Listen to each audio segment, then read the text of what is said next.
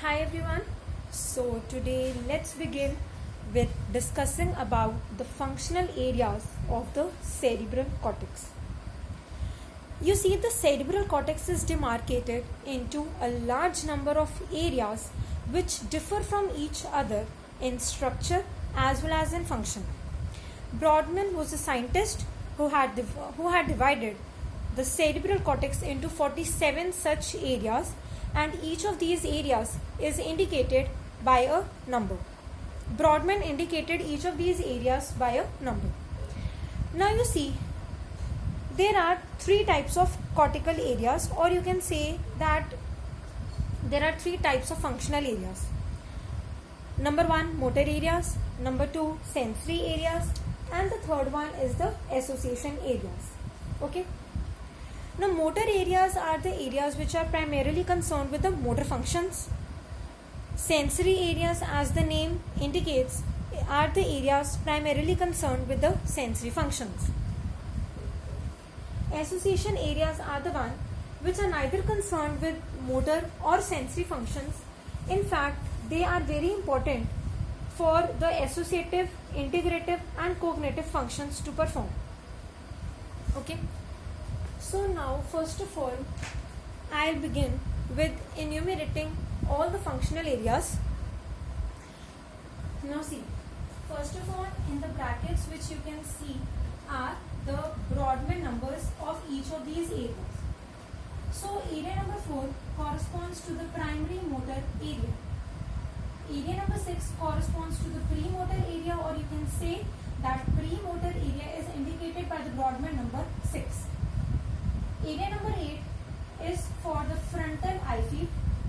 Area number 8, 9, 10 and 11 correspond to the prefrontal cortex. Okay. Brodmann number 44 and 45 corresponds to the Broca's speech area. Brodmann number 3, 1 and 2 are for the primary sensory area, or they are the numbers which indicate the primary sensory area. Now this sequence of the numbers is to be memorized as it is. Often it is misunderstood. Often the students write it as 1, 2 or 3 or 2, 1, 3.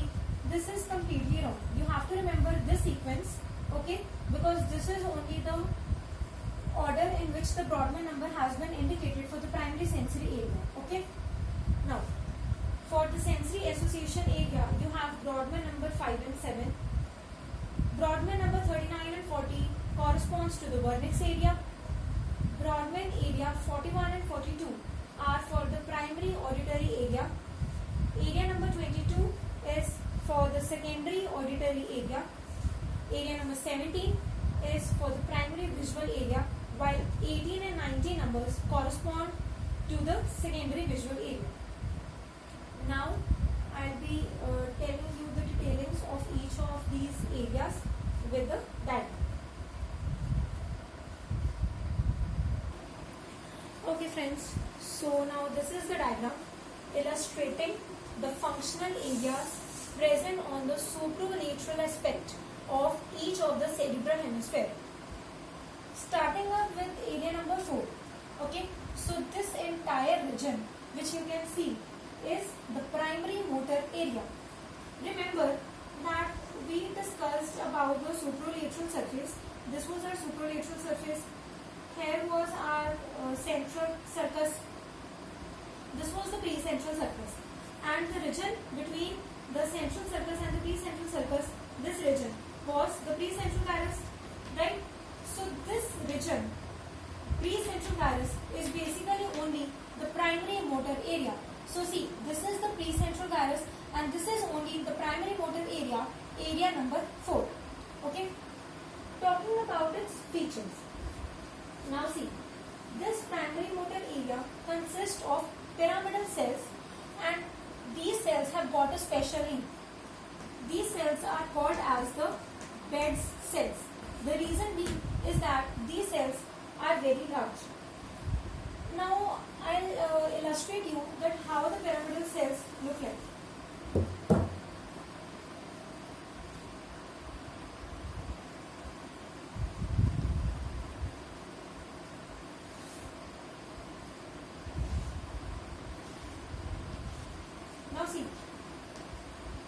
how the pyramidal cells looks like.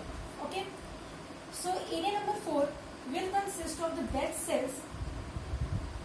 Bed cells are a type of pyramidal cells, and this is how the pyramidal cells looks like. Okay. Now, one very important thing to be noted here is that in this region, the body is represented in an upside down manner. Okay. And this arrangement of body in an upside down manner is called as homunculus.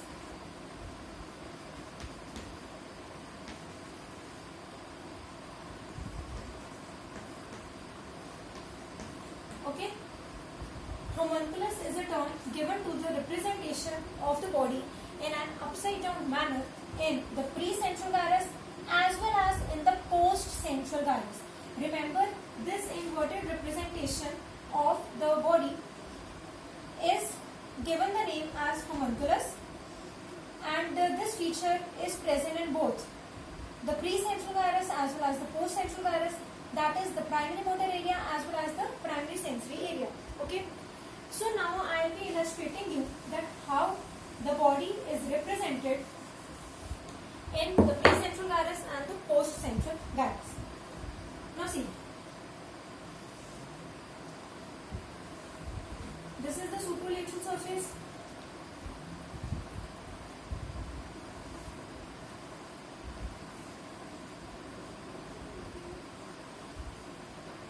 This is the medial surface with the corpus callosum. Now see, this is the central surface.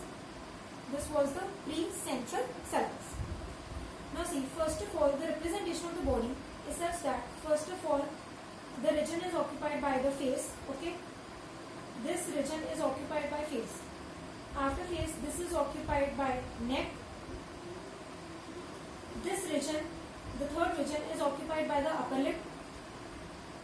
The fourth region is occupied by the thorax. The fifth region is occupied by the abdomen. Okay. So, yes, abdomen. Then this region is occupied by the lower limb. Now, again, as we told that on the medial surface also some part of the central sulcus, some part of the pre-central sulcus, and some part of the post-central sulcus are visible. Now this is some part of the pre-central gyrus. Now see, here was face, neck, then you had upper limb, thorax, abdomen, lower limb. Okay. Over here will be represented the next three structures: thigh, leg, and perineum. Okay. See, once again I am repeating: homunculus,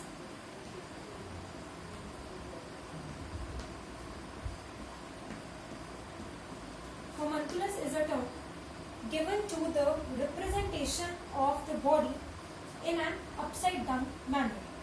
Now, how is the body represented in this pre-central gyrus? First of all, the region is occupied by space. First of all, the face is represented. Okay. After face, neck, then upper limb, trunk, abdomen, lower limb. Okay. So face, neck, upper limb, trunk, abdomen, lower limb. All these structures will be represented on the supralateral surface. On the medial surface will be represented leg, perineum, first of all thigh, then leg, and then perineum. This arrangement of the body is very, very important. So do note it down and also learn. Once again, I am repeating, on the supralateral surface, the representation is, or for the homunculus, the body will be represented as follows: face, neck, upper limb, trunk, abdomen, lower limb, thigh, leg, and perineum. Okay. Now, talking about the function of the primary motor area. See, motor means muscle. M for M. Just remember a simple mnemonic. M for N means first M is for motor, while second M is for muscle. Okay. So this region is responsible for the muscle movement of the entire body. Means that muscles which are present in whole of the body, their movement will be under the control of the primary motor area. Okay. Now one very important thing is that suppose if this is the left cerebral hemisphere. Okay. So it will control the movements of the muscle of the opposite half of the body, that is the that is the primary motor area of the left side of the cerebral hemisphere will control the muscle movements of the right side of the cerebral hemisphere. Okay. So suppose if you have a case in which the left side of the primary motor area, means the primary motor area of the left side gets damaged. So on the contralateral side, contralateral means on the opposite side, what will happen, that there will occur no muscle movement. So this would result in the paralysis of the opposite half of the body, and thus this paralysis will be termed as hemiplegia. Why so hemi? Hemi means half, means the half of the body has been paralyzed because of the lesions of the primary motor area of the left side cerebral hemisphere. Okay. Now talking about, first of all I'll discuss with you every property of each of the motor area, of each of the functional area, and then I'll tell you a short trick to memorize the clinical of each of the structure of each of the functional area. In fact, in anatomy, in the entire anatomy, there is a simple thing you should remember. Then you would be easily able to write down the clinicals of that particular part in the anatomy or of that particular organ. Okay. Now, this area number 6, this is called as the premotor area. Okay. And as you can see, why it is called as pre? See, it is called as premotor area. Pre means lying in front of the motor area. Now this we talked about that it is the motor area, or you can say primary motor area. Now because this area number 6 is lying just in front of the primary motor area, as you can clearly see that this is the motor area and this is the this is the premotor area, lying exactly in front of the primary motor area, right? So thus it has been termed as premotor area. Talking about its function, it is responsible for the voluntary motor activities. And as we talked over here, that over here the bed cells, which are the larger pyramidal cells, are present, while in this region, in the premotor area, bed cells are absent. Bed cells are not present in this area. Okay. Now, talking about the area number 8, this area. Now, this area is called, this area corresponds to area number 8. Okay. And this is the frontal eye field. Now, this area is responsible for the conjugate movements of eye. Okay. Now, moving on to the next area. See, this area, this entire area, this is called as the prefrontal cortex, 8, 9, 10, 11. Okay. And this area is concerned with individual's personality. Okay. A short mnemonic to remember the functions which this prefrontal cortex perform is Premji. P for personality, R for reasoning, E for emotion, M for memory, J for judgment, and I for intelligence. So this prefrontal cortex is responsible for performing all these functions. That is personality, reasoning, emotion, memory, judgment, and lastly the intelligence. Okay. Now, talking about next area, that is the Broca's speech area with Brodmann number 44, 45. So as you can see in the figure, this entire region will correspond to the Broca speech area 44 and 45. Okay. Coming to its function, this area is responsible for the production of expression of speech. See, as the name indicates, Broca's speech area. So obviously it is very clear within it that this area is responsible for the production of expressive speech. Okay. Now, coming to the primary sensory area. Now see, as this was the primary motor area, so this was the precentral gyrus, and we termed it as the primary motor area. Now this is the postcentral gyrus, and this is the primary sensory area. It is numbered as 312. Okay, again I am telling that please do remember this sequence of numbers, because in this way only the number has been indicated. Often the students just simply write it as 1, 2, 3 or 2, 1, 3, right? So this is completely wrong. Please remember to this order of numbers, okay? Because if you would write down in the examination 1, 2, 3 or 2, 1, 3, you lost the marks, okay? Now see, this is the primary sensory area, and as for this we talked about for the primary motor area, I told you M for M.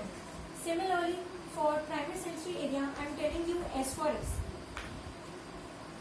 S for S means that this sensory and second is sensations. So this area is responsible for the perception of the exteroceptive and the proprioceptive sensations. Okay? Now see.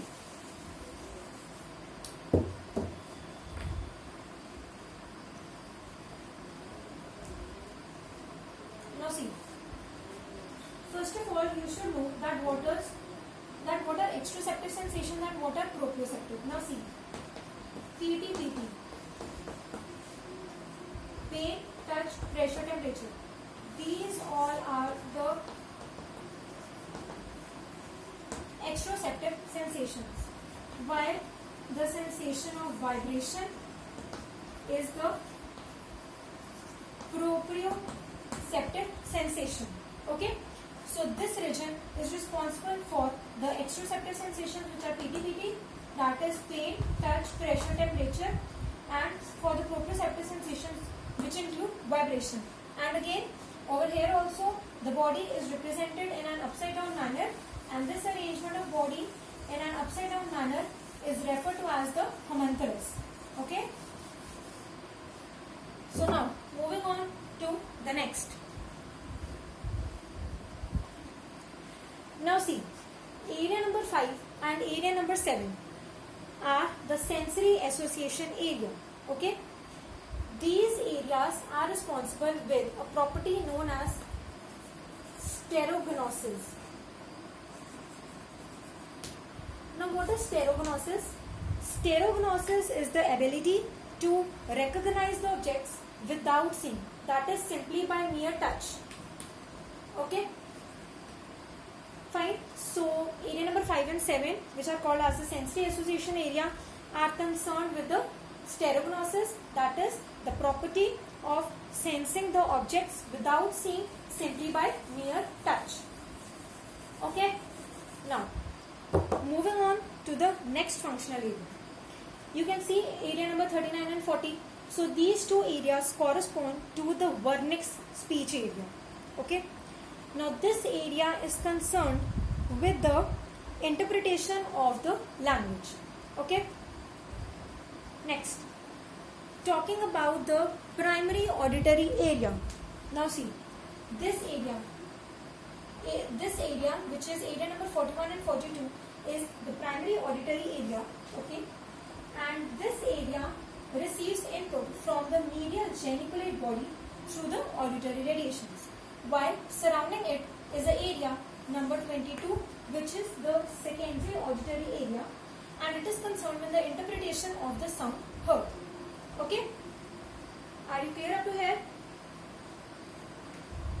Now, lastly, finally coming to our visual area. This entire is the visual area, but area number 17 is the primary visual area and area number 18 and 19 correspond to the secondary visual area. Now, this primary visual area is concerned with the perception of visual impressions, like it is concerned with color, size, form, motion of objects, okay. And area number 18 and 19, as I've mentioned, are the secondary association areas. Sorry, these are the secondary visual areas. Just a second, this was the primary auditory area, this is the secondary auditory area. Area number 41 and 42 are the primary auditory area, area number 22 is the secondary auditory area. Similarly, area number 17 is the primary visual area, okay, and area number 18 and 19 are secondary visual areas, okay. Now, these two are area number 18 and 19, which are the secondary visual areas, are responsible for the recognition of the objects, okay. These are the basic functional areas which you should know. Beyond this, the other areas which you have to just simply remember their numbers. One is the taste area, which is numbered as area number 43, okay, and another is the olfactory area, and it is numbered as 28, okay. So you should simply know that these two these functional areas which I have just described you all are very important, and you should know these all. But these two areas, the taste area and olfactory area, sorry, what I am saying you is that ये जो areas मैंने आपको describe किया है ना, ये तो आपको पता होने ही चाहिए. इसके अलावा टेस्ट एरिया और olfactory एरिया जो है उसको भी आप लोगों ने याद रखना है कि test area is area number 43 and olfactory area is area number 28. Okay, now talking about the functions और sorry about the clinical. Now C,